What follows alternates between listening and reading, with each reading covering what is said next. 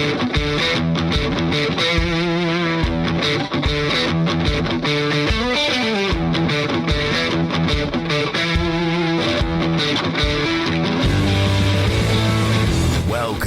to the Fantasy Footballers DFS and Betting Podcast with your hosts, Kyle Borganoni and Matthew Betz.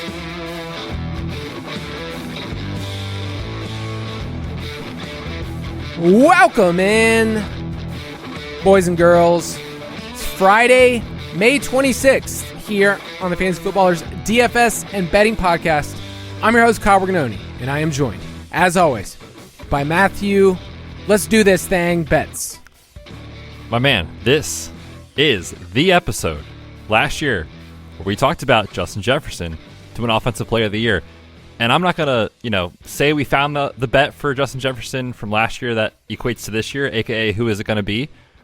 But I think we found the bet, Kyle. And I'm very excited to talk about it today. So this is going to be a fun episode. I love the awards market. It is the best because you can put a little bit of money on a lot of stuff. You forget about it for 6-7 months.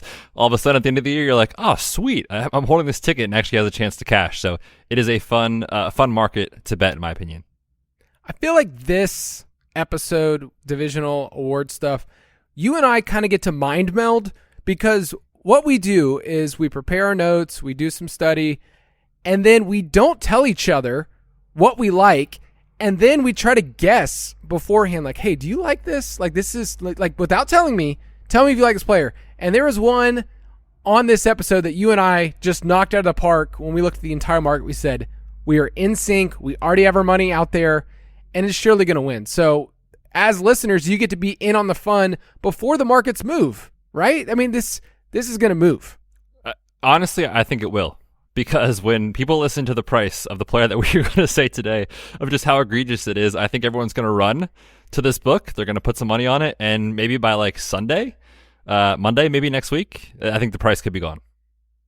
You can get all of our stuff, all of our picks, all of our DFS-related content, our new optimizer this year in the Ultimate Draft Kit Plus. Our best ball rankings come out in a week. So a week from now, you'll get to play around on the app. So on the Ultimate Draft Kit app this year, we have the best ball primer where we break down every single team, their team outlook, their team metrics, stackability, who we like. And just to tease that for you, for today's quick question bets, before we get into divisional stuff and awards, let's walk through a team. Let's kind of give people the audio version of what they can get. So maybe we need to do that. We need to just have me sit by a fireside and read every single... the entire best ball primer with a glass of wine or a glass of whiskey in your hand, just swirling it as you're reading about, the Bears' pass rate this year. That's what the people want, right?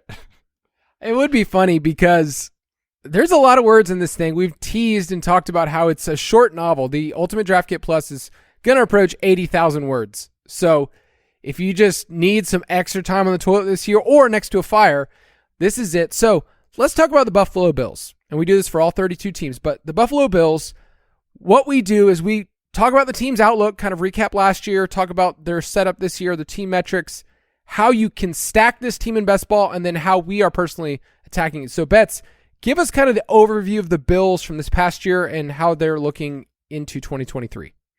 Yeah, this one's very easy to break down because when you consider the team led by Josh Allen and a very good coaching staff, we look at, a couple of things, the personnel they have, what they like to do from an offensive philosophy standpoint, and then as well, what the betting markets are telling us as far as how many games are they favored in, are they favored to win the division, all those sort of things. They check all those boxes. Last season, they were third in points per game, 11th in plays per game, and they were number one in neutral situation pass rate. So we are buying into the fact that that's what this team is with Josh Allen. They scored 27 plus points in 10 of 17 games last year. So you are going to get not only spike weeks from a week to week standpoint, but we think you can maintain that with Josh Allen throughout the entire year. So overall, we're very in on the Buffalo Bills. And then the nice thing about it is, this is a team that, Diggs and Allen go very early, which you talk about in stackability. But there's a couple pieces that are kind of falling down the board a little bit later on. So you don't have to force, in my opinion, if you get Josh Allen, you don't have to force it. You can kind of wait and let one of these guys fall to you. But all in all, the metrics say this team's going to be great. The betting markets say this team is going to be great. And Josh Allen clearly has the ceiling we want to chase every week. you're getting news that Josh Allen might run less. Like there's been little quotes here and there, but I kind of ignore that from projecting. He's elite, and I think you could say that he underperformed to a degree last year when you consider how much he turned the ball over and his sack rate, like it was higher than it's been in years. So I don't really care to look at that kind of news and say, oh, this makes me off Josh Allen. I have him as my number one quarterback, which is kind of different in some ADP markets. Like you're going to find Jalen Hurts getting boosted up, Patrick Mahomes. But I find that Josh Allen stacks. If you go that route, if you get Josh Allen late second round, if he falls to there, the backdoor stack options I like. So Gabriel Davis is someone that we'll talk about in a second. Like I like the value this year. I love Khalil Shakir late. Like if he gets the slot snaps, maybe that's good. I think the biggest question mark is what you do with Dalton Kincaid. He's being drafted as the second highest rookie tight end in best ball like era since 2015. That's really hard for me to pay that price. But with Allen, you just keep it clean. Like you don't have to force a Diggs Allen stack. Like I think that if you're doing that, you're basically all in at the 1-2 turn and saying this is what I have to do. But Allen and somebody like Davis is showing up a lot, and I tend to not stack Allen with running backs. Here's a hot stat. Since 2018, Bills running backs have ranked 26th, 23rd, 30th, and 31st in fantasy points scored. And that's due to Josh Allen basically being this team's goal line back. So I'm a little lower on stacking in that regard, but I have a lot of Gabe Davis. And you like the price this year too? Especially when you compare it to last year, right? I mean, it was crazy where he was getting steamed up on Underdog specifically, like at the round 3-4 turn. Sometimes, he was going in the top 40 picks often, especially by August. And, that's an extremely pricey price to pay for a guy who's very boom bust. Now, the cost of acquiring Gabe Davis for your roster is obviously much lower. You're talking 4 or 5 rounds below where he was last year.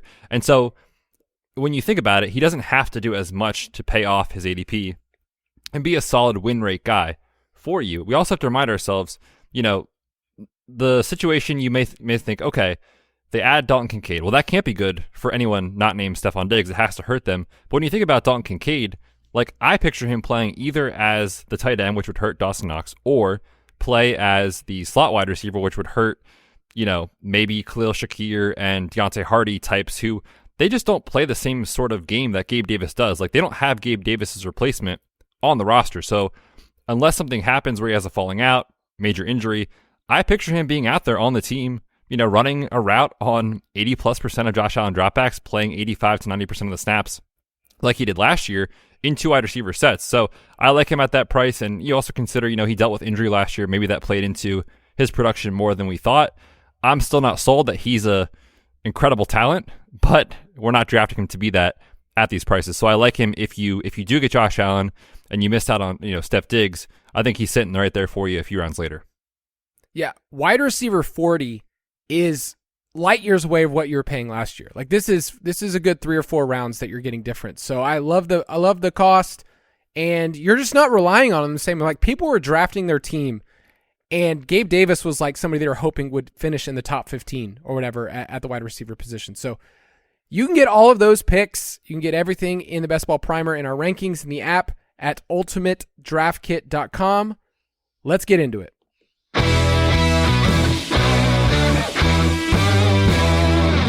Hold 'em or fold 'em.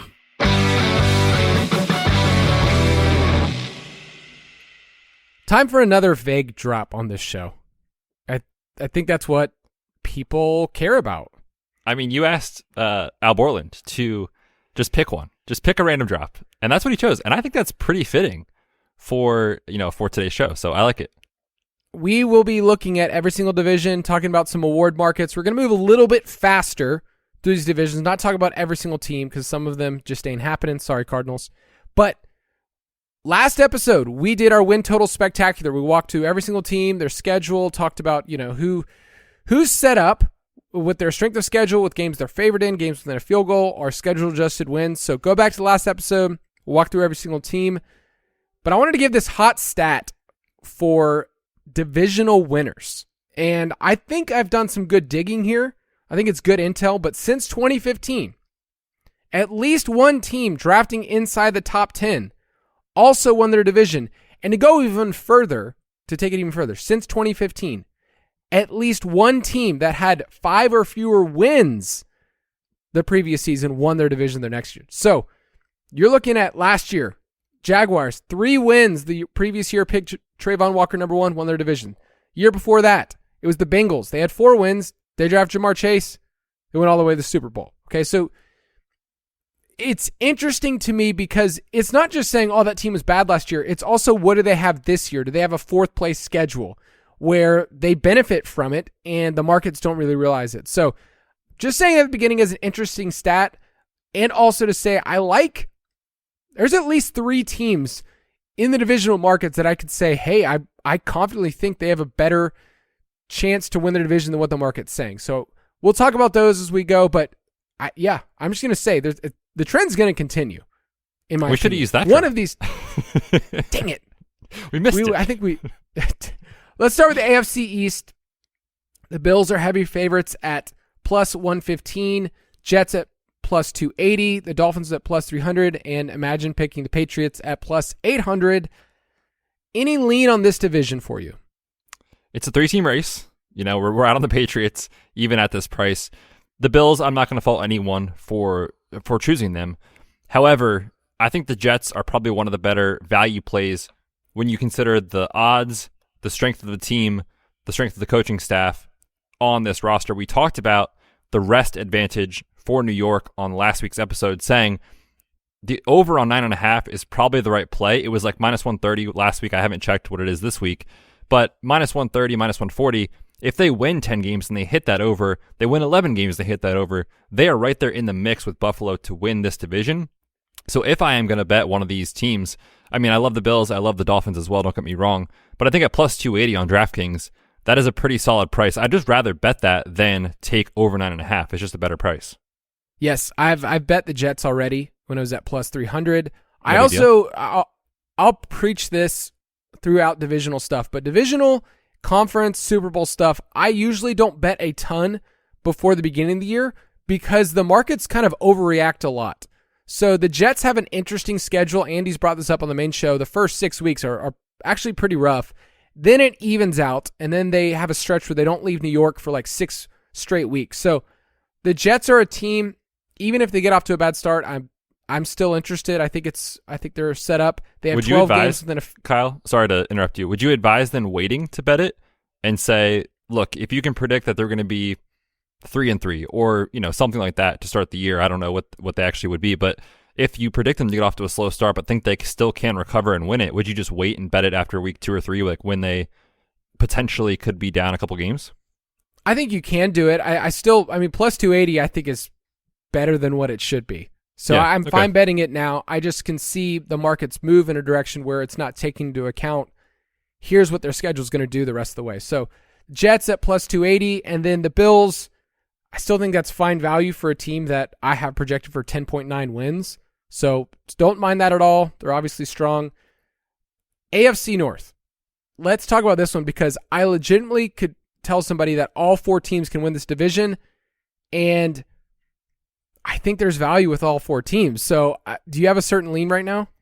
We had talked about the Bengals last week, just kind of saying like the under probably was the correct side of it. Not that we're fading Joe Burrow or anything like that. It's just, when you consider the strength of schedule, when you consider the fact that the division got a lot tougher, assuming Deshaun Watson returns close to somewhat of what his form was before last season, and Kenny Pickett and the Steelers, we kind of like them in year 2 here as a better team than I think the market suggests. So this is probably the toughest division for me to diagnose. And oh, by the way, we think the Ravens have a great chance to go over their total and compete here. So I have not bet any of these personally. For me, I'm going to kind of wait and digest more information as the summer goes. But right now, like you said, you can make an argument that any of these are the right play.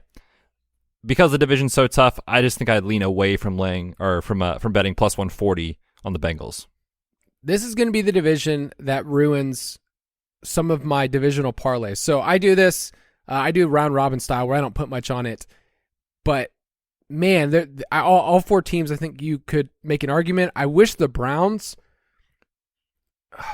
Like the Browns are in a spot where I could totally see a bounce back from Deshaun Watson. They have a 4th place schedule.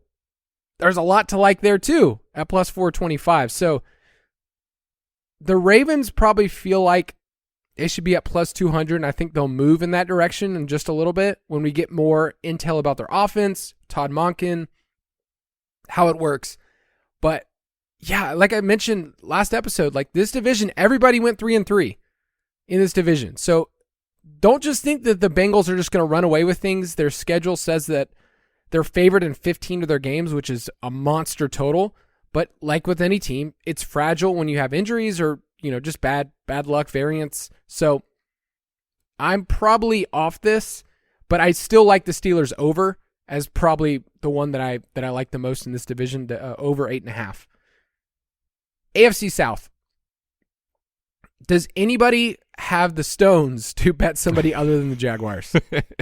We talked about that last week. It just feels like the most square bet of all time. But also, you can really see a path where it is the right play, even at minus 150, which I have bet. It's moved on a couple of books. I think I saw it on FanDuel at like minus 160. On Caesars, it was like minus 170. So if you want it, grab it now, because I do think it's going to move in, away from you and to a point where you're like not going to lay minus 200, right? You would never do that. But at minus 150, I think it's still a pretty good play, mostly just because of the fact that 2 of these teams are sporting a rookie quarterback. We've talked about the issues with that in terms of teams hitting their win total. And then the Titans, I think there's a chance that Mike Vrabel can keep these guys, keep the train on the tracks through maybe week 9, 10, 11. But beyond that, who knows? We saw it fall apart last year. And the team behind, Ryan Tannehill and Derrick Henry and the rebuilt offensive line is very, very, very fragile. So I think the Jaguars are the right play, even at this minus 150 cost. I agree with you. It pains me to say that because it feels like such a turd to be able to say, hey, minus 150, go ahead and bet this. It's not good advice, but it also feels like there's no other way to do it. The Colts are the only other one that I would consider in this division at plus 500. I think what you're hoping for in that scenario is that they win this division with, 9 wins, 8 wins. Like you're hoping it's ugly and that they just win that way with the 3rd easiest strength of schedule and 12 games within a field goal. So that's the most in the division. So keep in mind with the Colts, their variance was so bad last year. Their point differential was horrible. They tried something called Jeff Saturday. How'd that go? Work. Oh. It Sad times. I know. You feel bad for the person that's like, hey, we tried it out, buddy. It's not working. So, actually, real quick, Kyle, before we move on, I just thought of this. We're going to talk about the offensive rookie of the year market in a minute, but this feels like a good spot to just slide a little note in here. Anthony Richardson is 9-1 on Caesars to win offensive rookie of the year. If you think the Colts potentially can compete with the Jags for this division, wouldn't you rather just bet offensive rookie of the year for Anthony Richardson? Because presumably he's having a good season if this team goes over their win total and they're in the mix for the division. You're getting way better odds to do that. I don't mind that at all. In terms of just straight up like that's mispriced and it's different on DK, but the team needs to get close to playoff, or they need to have like an outlier, like insane rookie year. Like Garrett Wilson, most targets for a rookie wide receiver since Anquan Bolden. When we get to that market, we'll talk about like the case, because I think Bryce Young and CJ Stroud are just off my board for that. Like I just don't see them putting up the raw numbers. And I've used this comp before. Vince Young won Rookie of the Year, throwing like 15 touchdowns, but got the team to the playoffs and ran the ball enough that it didn't really matter what his completion percentage. So are you saying that's the route for him if it's rough and ugly for the Colts? I mean, not even that it's rough and ugly, but like if the Jags for some reason stumble, they have an injury, they win 8 games or something like that, and the Colts can win 9 and just barely sneak in. If they win the division, like, yeah, you hit your 5-1 here, your plus 500 bet. But in those scenarios, Anthony Richardson presumably is having a pretty good season. He's running. He's maybe throwing more touchdowns than we project. He hits that ceiling outcome, which I don't think is very likely. But in this market, the nice thing about it is you're not playing median. You're playing the ceiling outcome. And so at 9-1 on Caesars, you're just getting better odds for, I think, a relatively similar outcome, in my opinion. So what I heard you do is just bet them both. Just bet him to win rookie and bet him to win the... Just double down. parlay it, whatever you can do. No, I'm just kidding. Yeah. It's not a fun division to bet on. But we did talk about the win totals. Like in that part of the win totals, we went through every single team and said you could make a case. Let's finish the AFC with the West. Chiefs at -165. Our Chargers at +340 is just begging us to bet them. But I feel like if you're betting that, you're basically saying Patrick Mahomes gets hurt or something. Yeah. Broncos +550, Raiders +1100. No, thank you. How are you taking this division? It's wild that the market thinks Jimmy G and company have less of a chance to win their division than Mac Jones and his boys, which I think is kind of wild, but maybe it's right. Yeah, I mean, obviously, again, a 3-team race, and if you even really want to whittle it down to a 2-team race or a 1-team race, as the odds are saying, I think it makes sense. Like, if you're not betting the Chiefs, which I would not lay -165 or wherever you can find it, that to me is not something that is a profitable strategy, because we talked about the Chargers, and if they do go over their 9.5 win total, which we said might feel right, like, I would just rather take a long shot on the Chargers at +340 or get into one of these award markets, Justin Herbert for MVP or Brandon Staley for Coach of the Year, something like that. So I'm not in on -165. That said, I can't fault anyone who wants to bet on the best football player on earth and Andy Reid, who's a great head coach. Oh, I thought you were mentioning Justin Herbert or Keenan Allen as the best. Okay, no. -165.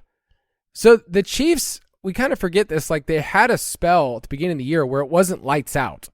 And I tend to look at players that are front runners like Patrick Mahomes, like the Chiefs, Josh Allen, like teams like that, where I tend to wait until maybe halfway into the year usually because things stabilize, they hit a little bit of variance, and the markets kind of overcorrect. So last year, it's not like Patrick Mahomes was just the shoe-in to be MVP the entire year. In fact, Jalen Hurts was the dude when you got to about week 13, 14, the markets had shifted in that direction, and I said, hey, I'm going to go with Mahomes here because I think he has just as good of odds. It just happened to be that Hurts got hurt, and then Mahomes boosted ahead. So I find that with front runners like that, I'm waiting for the market to kind of overcorrect and find the hot thing in the first month. And so the Chiefs might be a team that changed from -165. It's a tough schedule. This whole division has a tough schedule, let's be honest. So you could see things get a little uglier here, but the Chargers at +340 I bet because I'm a sicko, and I like searching for something with the Chargers. Yeah, it's bad. It's just max pain every year, but we're back for it. All right, take a quick break and then come back with the NFC.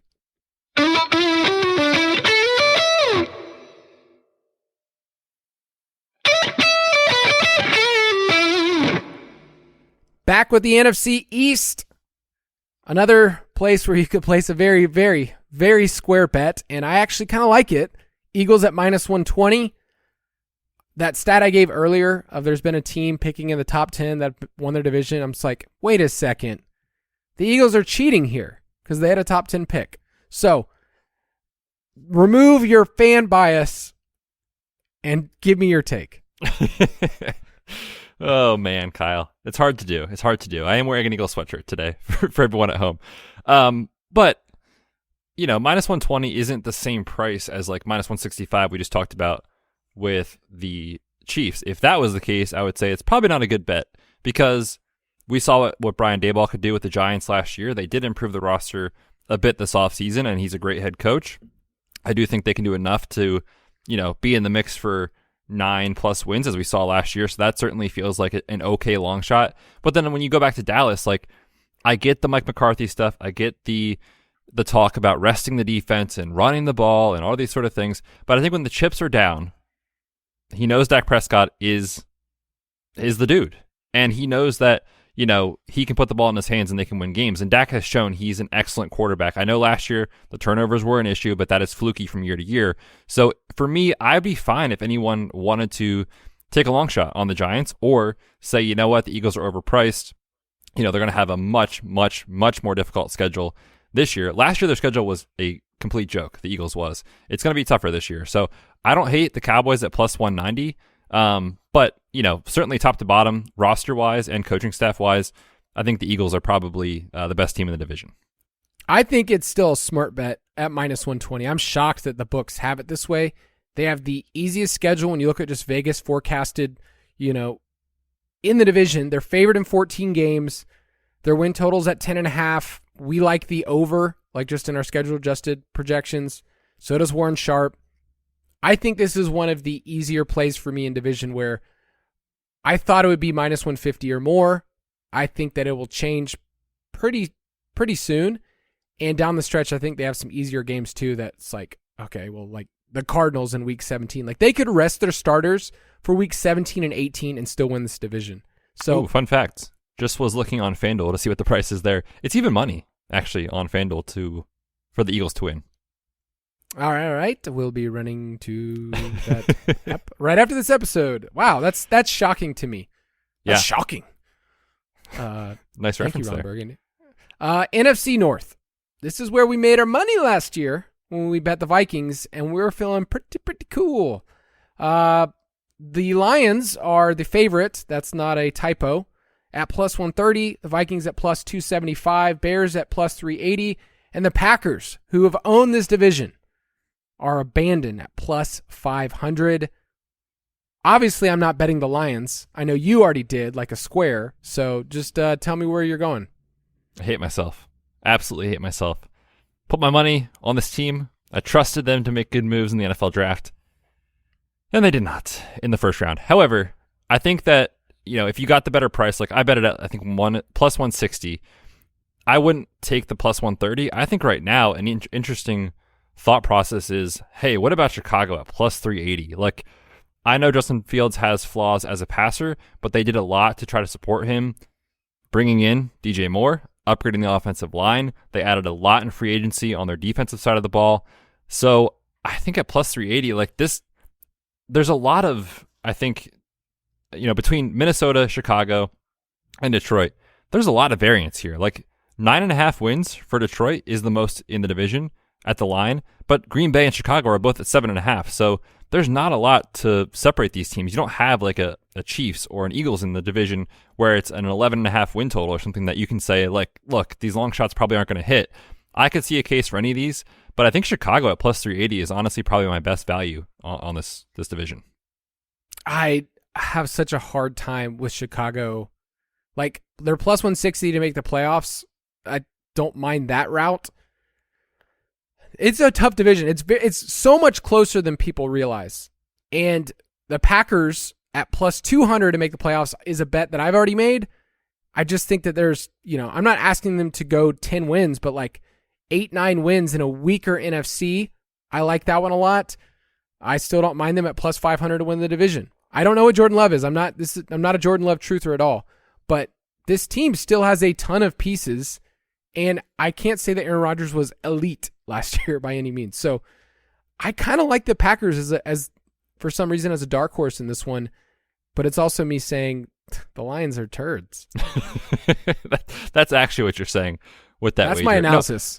No, I honestly think any of these teams could win it. Seriously. So if you have a take on one of these long shots, like I said, I really don't think that's a bad idea at all. When you have these prices, the market doesn't know how to value these teams, and right now they're so jumbled together that I don't think there should be this big of a gap between the Packers and the Lions. I do agree the Lions are the best team on paper, but variance happens every year, so I don't think that's crazy. Yeah, I think that's a good way to put it, because when you look at their strength of schedules, our schedule-adjusted projections, it's probably the closest division. Both Norths are. AFC North, NFC North, you could really say that both of them are. Let's move to the dirty, dirty South, NFC South. The Buccaneers are laughably a first-place team in first-place schedule. So, man, it's really easy to just look at the Bucs and say, well, I'm going to wipe them off the board at plus 700. Betz, they are favored in, let me count this, one game this year. Sad times for Tampa. Yeah, so we're not going to be really talking about the Buccaneers at 6.5. We already talked about, on the last show, we would take their under. And as the day, I was driving the other day, and I was just thinking, man, is this like the triple hammer? Is this the 5-unit place it all banger play of the year. Which was last year, your Cardinals. That was your wager. Cardinals, yes. Yeah, so is it the under on the Buccaneers this year? Look, man, it's early in the offseason, and you can get a lot of dangerous information from Twitter, but there was a video of the Bucs quarterbacks working with the tight ends. No pass rush, no offensive line, no defensive backs, and Baker Mayfield and Kyle Trask are just airmailing these dudes left and right. So I am worried officially about Tampa. And the schedule is absolutely brutal for a team, like you said, last year that was a first-place team, and they weren't even good last year. Like, that's the state of the division. So, yeah, I mean, I've laid it already. I don't think I'm going to bet it again, but if you can still find 6.5 under at like minus 125 to minus 130, I'd absolutely be playing it. There are some alternate markets that you can look at. Under 6.5 is minus 130, under 4.5 plus 240. That's interesting. It could completely, the bottom could fall out here. For sure. And the opening schedule, we talked about that, is rough in weeks like 1 through 8. There's a real chance this team could be 2-6, 1-7 in the first 2 months of the year. The rest of the division, I don't mind placing the Saints still plus 115. I think the Falcons are one of those teams that are picking in the top 10 that have a fourth place schedule that you can also look at. We're kind of down on the Panthers. We took their under 7.5. So any takes on the Saints or Falcons? Yeah, we talked about both teams. Their schedule, when you look at strength of schedule, these two teams, New Orleans and Atlanta, by far the easiest strength of schedule in the NFL are these two teams. And so when I look at this, I don't think the Falcons are a bad play. We talked about them being a really good bet for over at 7.5 wins, and at 8.5 it felt kind of right. But in this market where you're just betting on kind of these extremes to happen or these ceiling outcomes, look, Desmond Ridder, he might be bad. It might be really bad. But this team showed that they can move the football with Marcus Mariota last year. And so if you're getting any sort of upgrade on that sort of play, which I do think we were going to get, I don't think there should be this big of a gap between the Saints and Atlanta. And just for reference, you can get Atlanta, I just saw, I think it was like plus 280 on Caesars. I don't know if that price is going to stick around very long, but that is one that I would certainly be playing. All right, final division we're going to talk about is the NFC West. Cardinals, we've already kind of laughed off. But the 49ers were a team that we took their under when it was 11.5. It's down to 10.5 now. And you have to lay minus 150 for the division. The Seahawks are a team that we've steamed for a while, and I feel like you were banging this drum in like March. Like, hey, so why is this market a bit off? But they're at plus 200 now, so it's a little different than what it was 2 months ago. Are you still on the Seahawks train? Yes, on FanDuel, they're plus 260. I still like that. When I took it, I think it was plus 275 or something like that. Along those lines, I can't remember because it was honestly like a month and a half ago. But it was all about essentially fading that the quarterback play for San Francisco with what's going on. Trey Lance, the situation is probably over. It's probably done for Trey Lance, which, by the way, real quick, I do not understand why he is like a 15th round pick in best ball. I don't know. I think it's wasting a pick if you're taking Trey Lance this year. I think we just got to cut ties and move on, man. It's the writing's on the wall. But Brock Purdy's coming off major elbow surgery. He is going to start throwing very soon. He will ramp up his volume over the course of time. But there's no guarantee that he returns in week 1, that he's there in week 2, that he's 100%. And so you could see Sam Darnold making starts for this team. And really, when you're considering starting quarterback play in the NFL, it's so important, even for Kyle Shanahan. I understand he's a great coach. He schemes it for his guys. But then we looked at the market and we said, well, the other two teams that had an 11.5 win total were Joe Burrow's team and Pat Mahomes' team. And this team is very different. So we took the under on 11.5. And because of that, I was like, well, if we like the under there, Seattle's just mispriced when I took it, and I think still mispriced at plus 260. If Geno Smith plays, I don't even want to say the same as last year, but 80%, 85% of how he was last year, and they add, a lot to their class from this year to what they had last year where they hit on all their rookies. If they hit on these guys, Jackson Smith and Jigba and Devin Witherspoon, two premier positions that they took, the Lions did not take these premier positions. So the Seahawks are kind of building in a smart way, and I just think they're underpriced relative to the opportunity that they have in this division because we know the situation with the Cardinals. We don't really need to talk about it. It's not good. And the Rams, we took the under. So if we're kind of fading those two teams, like it's a two-horse race, and I wouldn't make these teams this far apart in their odds. The only issue I have with Seahawks when I look at their depth chart is what are they doing at pass rush? That's like don't worry about that scares me because they've built out the secondary. They've killed it in the draft. That's just the one spot. It's like, okay, you can have it as many elite corners as possible, but if you're not rushing the passer the way that you need to, that's not as good. They weren't good against the run as well last year, so just keep that in mind. But they're a team that we like a lot. Rams, we took their under earlier. So many things have to go right for this team. It's a razor-thin margin with a depth chart that we've kind of poked holes in. If you look in the best ball primer, if you look in our team opportunity, like their depth chart's nothing on offensive skill position players behind Cooper Kupp. So we're kind of off them, but Seahawks are kind of our favorite play. Let's move to the awards markets. You've got some steam on some of these, so I'll drive, and then I'll let you take the wheel in just a second. But MVP market, I personally do not bet MVP unless there's a crazy odds before the year. So I bet some Lamar a couple years ago. I don't know if you remember, I was like all about Kyler, and he was the favorite through the first half of the year, and then it was just bad. It was really bad. But since 2013, it's been a quarterback every single year. There was a blip where Adrian Peterson won it, but this is a quarterback market. We're not really going to talk about other positions, right? Yeah, honestly, if you're betting anything other than quarterback, truthfully, probably just, giving the folks at DraftKings or FanDuel or wherever you bet a nice little solid tip because the trends are very obvious. It's quarterback. And the issue with that is that in the last, I would say like 4 years, you could oftentimes find a silly price on a quarterback where we all knew it was going to be a quarterback, but the books would put some lines for receiver and running back that just weren't right. And so you could find value. This year, it seems like the market has definitely caught up that it's going to be a quarterback, and so they reflected that in the odds. So I agree with you. I used to love betting this market. I don't really like it much anymore just because the value, I think, is gone.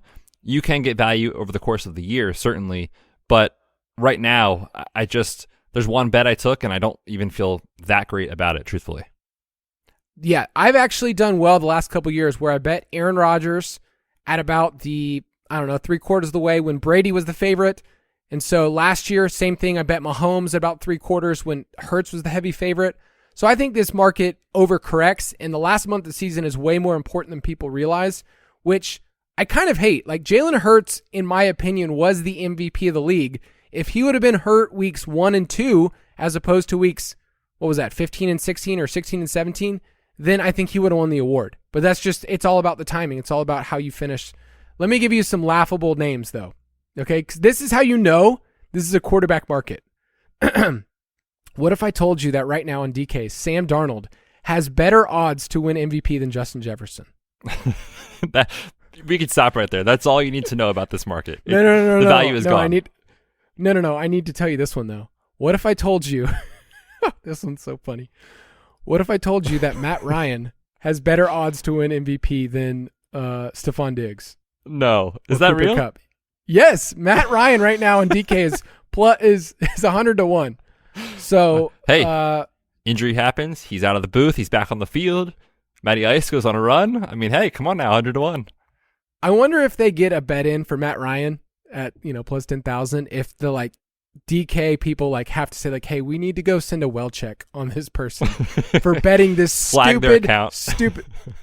I hope they just put it in there just so they can make sure somebody. So yeah, we're kind of down on MVP. You do need wins. We'll at least say that. You need double-digit wins for that to happen, and they're usually quarterbacks.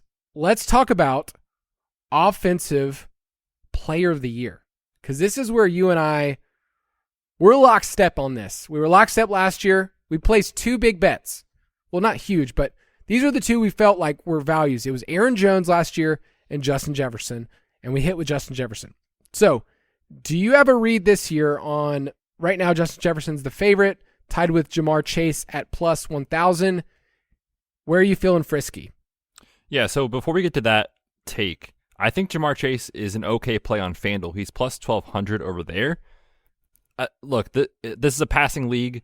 You're seeing a ton of volume. The Bengals last year from week 4 on were 8th in pass rate over expectation. They literally said, Joe Burrow, go win these games for us. And we know how good Joe Burrow is. So I don't actually hate that. It's kind of, I don't like betting the favorites, but I do see a path for Jamar Chase this year. That said, I think there's some absolute egregious prices out there. We alluded to it at the top of the show. My favorite bet on the board, and I messaged Kyle the other day. I said, hey, I have a couple of guys that I like. Just look at the odds. Give me a few guesses that you think I might be talking about here. And he hit it. And it's CeeDee Lamb to an offensive player of the year at 80 to, I'm sorry. It's not that bad. That's a different player. 60 to 1 on BetMGM is a very, very bad misprice, in my opinion, relative to the other books where we're seeing him, at like 40 to 1 or 35 to 1 or something like that. But at 60 to 1, you're talking about one of the best receivers in the NFL. He was top 10 last year in receptions, yards, and receiving touchdowns with a 28.7% target share and 2.39 yards per route run. I love this opportunity to fade the Mike McCarthy, establish the run, rest our defense sort of stuff, because when the chips are down, they're going to do what they have to do to win the ball game. And when you're looking at the depth chart, they've talked all about wanting to run the ball, but they don't have any. Like, they have Tony Pollard, who has never held up for an entire season or hasn't given the opportunity. Ronald Jones, Malik Davis. I'd love to fade that narrative and just kind of play into a talented player. So at 60 to 1 on BetMGM, that's our favorite bet this year on the board. It has already been made by both of us, and we would encourage you to grab that line if you can before it moves. Yeah, if you want to ride with the boys, CeeDee Lamb. Just for 60 to 1, just to give you some context on DK 61, Taysom Hill. So why are you laughing, Kyle? Why are you laughing? I'm laughing at sportsbooks that just lay lines that don't make a ton of sense. So what's funny is Chase stood out to me, and I wish he was more of a value. And just to think about this market since 2017, Todd Gurley, running back, Mahomes, Michael Thomas, Derrick Henry, Cooper Kupp, Justin Jefferson. So it's turning into a market where who has an outlier season at one of the skill positions. That's what we're looking at right now. So that's why quarterbacks are so much further down. Like, it's odd to see the MVP one way and the offensive player another year, but that's kind of where people have said, like, oh, we're already going to vote for them for MVP. So I don't mind Cooper Kupp. I think he's pretty far down there. He's not going to get a season like he did 2 years ago, but he's interesting. A.J. Brown, I think, is pretty far down there. Like, he could have a outlier touchdown season. I kind of like him. Any other names you want to throw out there? Yeah, real quick, too. One other thing that I was noticing looking back at this, I stopped going back when I was going back to 2010 because I was like, okay, this trend is strong enough. Every player that has won this has come from a playoff team. So I'm not looking at the, Hollywood Browns of the world, or I don't even know, Dameon Pierce from the Texans. Like, I'm just not going to do that. I'm going to bet on the teams, the players from the teams I think can make the playoffs. And one other name that really stuck out to me, two names actually. Nick Chubb is 35 to 1 on Bet Rivers. He's like 25 to 1 on FanDuel, and I think like 30 to 1 on DraftKings, something like that. So Nick Chubb, like, you look at the depth chart and you really don't have to tell yourself a story where it goes very well from him from a workload standpoint. We're talking about guys like, Jerome Ford is the threat, quote unquote threat, for carries there as it stands right now. And we got reports last week, they're probably out on Kareem Hunt. And so are they going to bring in someone that's kind of at the end of their career, maybe like a Leonard Fournette type of guy if they want to? But Nick Chubb has been historically efficient throughout his entire career. If he actually gets just entire backfield to himself, if Deshaun Watson returns to form, if they make the playoffs, I think Nick Chubb is going to be a key cog in why they do that. So I don't mind him at that price. I'll also throw out, and this is one that I was shocked that you kind of, I don't say you disagree with me, but you were like, I just don't see it. It's Chris Olave. And this is the 80 to 1 price that I was going to tell everyone about on BetMGM. It's just a misprice for a guy that is extremely talented. The Saints have by far the easiest strength of schedule in the NFL. They're the favorite to win the division. A 9.5 win total says that this team is going to be pretty good, assuming Derek Carr can't support an elite weapon. And we just saw him do that with Devonta Adams 1 year ago. Chris Olave, 5th in yards per route run last year in terms of looking at rookies since 2011, was the 5th best. You're talking about guys like OBJ, AJ Brown, Justin Jefferson, Jamar Chase in their rookie season. So that's how good he was. If he takes a step forward, if he gets into 30% target share, if Michael Thomas is just done, 80 to 1 is a bad price. So I'm in on that at 81.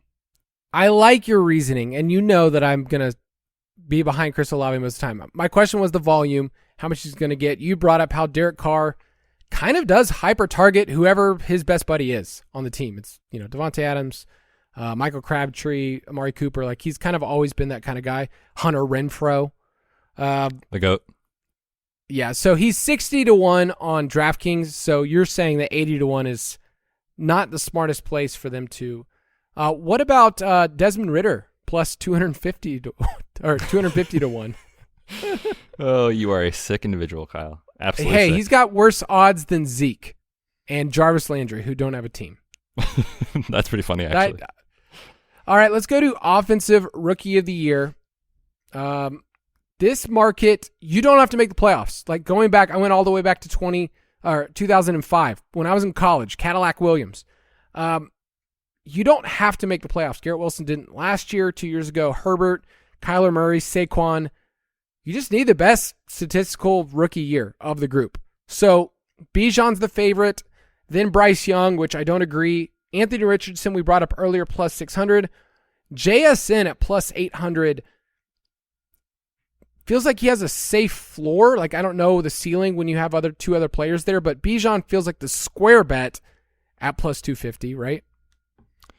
Kind of, but at the same time, I understand it, especially if we think the Falcons can perform with that offensive line. I mean, last year, that offensive line was number 1 in PFF run blocking grade. They were very good at moving the football on the ground, and they've talked about being more balanced this year.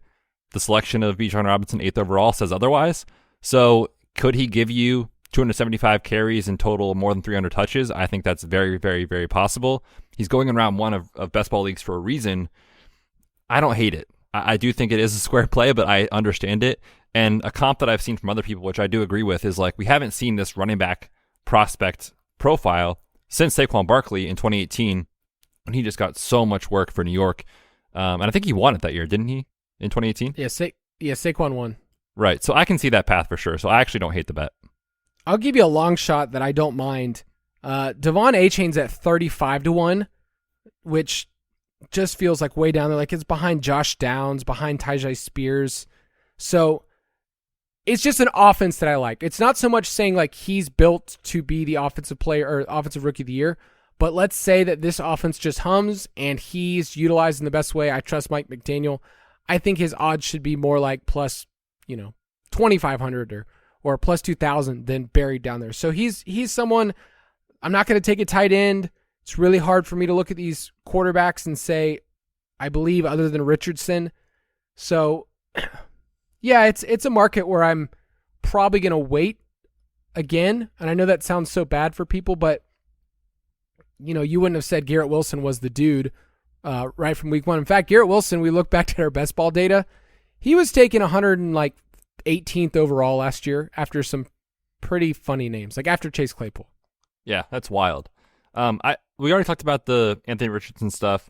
At 9-1, I think it's an okay play, and it is one of those situations where it's tough for these guys that are way down the board to beat 3 quarterbacks, because the rookie quarterbacks, if they start the entire season, like, they're going to put up numbers at least that are good enough to compete for this award. So I think he's the best quarterback value, in my opinion, behind Stroud and Bryce Young. Also throughout, I think Jahmyr Gibbs is fine. I mean, they took him 12th overall. They clearly have a plan for him. We talked about the issues with the Lions wide receiver core as far as their lack of depth. If Jahmyr Gibbs gives you that sort of receiving profile to touch the ball, 200 times this year in an offense that could score a lot of points, he makes sense. So I think those 3 are my favorite: Bijan, Anthony Richardson, and Jahmyr Gibbs. All right, one more award here. The Comeback Player of the Year. Damar Hamlin is the overwhelming favorite on a lot of books. On FanDuel, he's only minus 250, but this is a narrative award. Like, you have to kind of realize that it's spun in such a way where you have to think about not just raw stats, but also the context for each player. So Lamar's in that mix, Tua, John Mechie, a lot of players coming off injury, Breece Hall, Cooper Kupp, Russell Wilson, just because people feel sorry for him. So do you have a certain lean? I know you have a long shot that you like. Yeah, what's interesting about the Damar Hamlin thing is, like, if he was a starter in the NFL, there's no question this is his award to lose. And I do think that's still the case, and the odds reflect it. But, like, what if Damar Hamlin, like, he was only playing last year because of injuries to the secondary. Their secondary is much improved from a health perspective. So I'm not here to say that I'm not super excited and happy and thrilled with the story that developed. I think it's an incredible story. But if he's just like a special teams guy or like a third string safety, do you think people actually vote for him? I have no idea. And that's why this market is so tough. But one of my favorite values on the board right now, all the way down at plus 7,500 on FanDuel, which is just crazy, is Calvin Ridley. And I know that this is a narrative, and you might say people won't vote for him because he was suspended because of a gambling, thing. But he did write that very heartfelt letter in the Players Tribune. I think that kind of got him back on good terms, maybe with the general media. And look, the Jaguars, there's a lot to like about Doug Peterson, Trevor Lawrence, heavy passing volume. If Calvin Ridley returns to the guy he was, and I have zero clue if that's going to happen, like, this is a player who caught 90 balls for almost 1,400 yards and 9 touchdowns when he played a full season in 2020. It's a very long time ago, I understand that, but 7,500 is just wild to me. He's behind Baker Mayfield. He's the same price as Mac Jones. He's behind Kyler Murray. Like, it's just a misprice, and that's the point of this, is you sprinkle a little bit on and hope for the best. But behind him and the obvious favorite, Damar Hamlin, it's a very tough market to understand. I'm kind of interested in Derek Carr at 65-1, knowing what we know about their schedule and just the narrative of, oh, he was cast off from Las Vegas and now he leads his team. Like, let's say the Saints win 11, 12 games and they're in contention being the 1 or 2 seed in the NFC.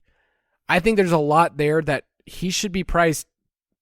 Why is Foster Moreau ahead of him? Like, Foster Moreau's story is like great from that sense, but it also feels like short-lived over the last month since he's now on the field.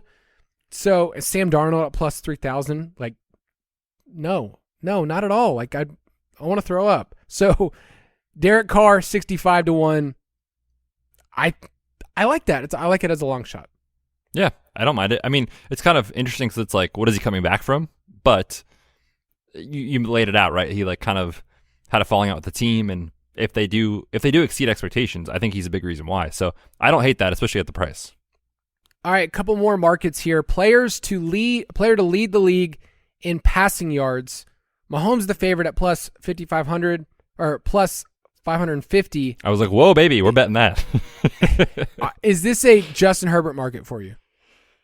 Yes and no. So I think he's got a great chance to lead the league in passing when you think about the addition of Kellen Moore, Keenan healthy again, Mike Williams healthy again. They add a first-round receiver. The offensive line is back healthy. He's got the best receiving running back, arguably. I mean, you could say Christian McCaffrey in Austin Eckler. So it all lines up for Justin Herbert, who I definitely want to buy into this year in all forms. The betting market, best ball, DFS. We'll be doing all of that. I think it's better maybe to play him as an MVP winner, which is the one I took at plus 1,500 on Caesars, is the best price I could find. Went into our UDK, projections from Andy, Mike, and Jason. 2 of the guys have him up there at the top. Andy is projecting over 5,000 yards from Mr. Justin Herbert, and we took the over at 4,300 and a half was his receiving prop. We gave that out in Discord. We took the over on that as well on Caesars. So there's a lot to like about it, and I think if the Chargers do win the division, if they do come out and have a great season and make the playoffs again, Justin Herbert's going to be a major reason why. And so when I think about that Kellen Moore offense, I definitely want to buy into Justin Herbert this year. Yeah, there's some interesting names, but it feels pretty top-heavy when you look at pure pass attempts, pass rate over expectation. I don't mind Josh Allen at plus 1,000, especially if they said, hey, he'll run less. But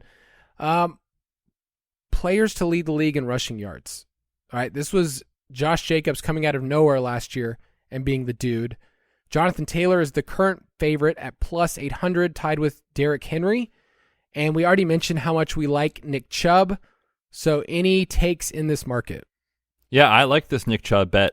You're getting him at 10-1 behind guys like Jonathan Taylor and Derrick Henry, which I'm a little worried about. Like, I don't understand, I guess, personally, I would not line it that way because we know mobile quarterbacks tend to take away volume, not only targets, but also rush attempts for the running back. So I'm a little lower, and you'll see that in my best ball ranks on Jonathan Taylor relative to market. I would not make him the favorite.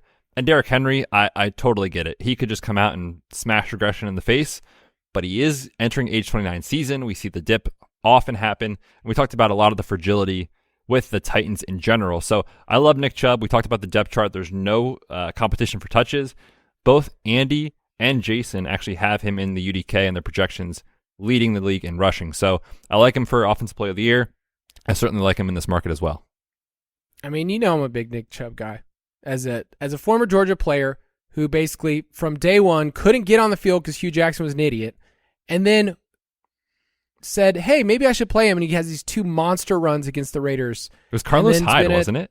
He was the RB1. Yes, and it was just we got to play the veterans. And Nick Chubb went for like 3 for 104 like in the same game. Like he was just awesome and awesome ever since. So Nick Chubb is probably a little mispriced. Bijan is going to get a ton of attempts at plus 1,400. He's interesting. When you start to go lower, though, it makes sense. Like I can't really find it. Najee's going to get a ton of attempts. The question is his efficiency. So at 35-1, I like the value, but I have a hard time seeing the Steelers being a top 10 rushing offense. 300 touches doesn't equate to leading the league in rushing. Agreed. And that price to me is one that definitely was like, ooh, this feels like a trap, but also I can see it. So to me, this is the $10 wager that you make right now. You forget it ever happened. And then all of a sudden at the end of the year, you're like, oh, I didn't realize I bet that one. Whoops. But the line is, I think, off relative to the volume he'll get. All right, last one we're going to talk about here. Player to lead the league in receiving yards. You know who the favorites are at the top, Jefferson and Chase at plus 750. I feel like Chase is a player that I'm just on because Jefferson was on last year, and I think that on a per game basis and per target basis, he's been unstoppable. So I still don't mind laying that with Chase. This is another market where I'm just going to sprinkle some other options, the Chris Olaves of the world late, but any take for you? Yeah, it is a tough market because those guys are so good at the top. I think there's a case to be made for Steph Diggs. He's at 20-1. We talked about, Josh Allen just obviously being a player we want to attach ourselves to this year for obvious reasons. The pass rate's there. I also don't think Garrett Wilson is a bad bet at 25-1 when you consider that he showed so much potential and promise last year with egregious quarterback play. And if Aaron Rodgers comes in and is 80% of the player he's been in his career, he's going to be head and shoulders above what was there last year. So if Garrett Wilson really is that dude, which I think he is, and we've been kind of interested in the over on their win total as a value bet in the division, Garrett Wilson to me at 25-1 makes a lot of sense. Yeah, we mentioned earlier CeeDee Lamb, Offensive Player of the Year. You could totally go there. It's not as great a bet for him to lead the league in receiving at 28-1. So we would rather have the Offensive Player of the Year, but he's another name that we are higher on. I think we're just higher on the Cowboys passing offense than the rest of the community. Is that just us zigging while everybody else is saying it's just going to run a ton? I mean, I always like to just follow the team's transactions. And I know, again, we've talked about already, like the quotes from McCarthy are not great. They're actually kind of concerning. But when you follow the fact that, Michael Gallup is off ACL in year 2, he's talked about how healthy he feels. They add Brandon Cooks. They don't really add running backs. Like, maybe they pass more than we think, or maybe they're just right around league average, which I think is going to be fine for CeeDee Lamb. So I'm not overreacting to that too much. And, when you look at, again, the depth chart, they don't have the backs to support what Mike McCarthy has said. So I agree with you. I think we're lower on that narrative than most people. That said, I'm very excited to come out in week 1 and find out that Mike McCarthy has called a run play on first down every single time. And we're just so wrong. That's going to be a really good prop to bet. Just a first play run, like we did in the Super Bowl. You can definitely do that for that game. That's going to do it for this episode. Next week, the Ultimate Draft Kit will be out, including our best ball rankings and best ball primer. It will be in the app for you. So rest up, people, because you have a lot of reading to do, a lot of time to spend with us in the best ball streets. Betz, tell the people bye. Yes, that is going to be an experience. If you need to get new glasses, get your eyes checked, now is the time, because you're going to be on your phone and your computer a lot when the UDK comes out. Very excited for you all to check it out and check out the best ball primer. Best ball rankings in there. We'll catch you next week. Have a good weekend. Thank you for listening to another edition of the Fantasy Footballers DFS and Betting Podcast. Don't forget to visit us on the web at thefantasyfootballers.com.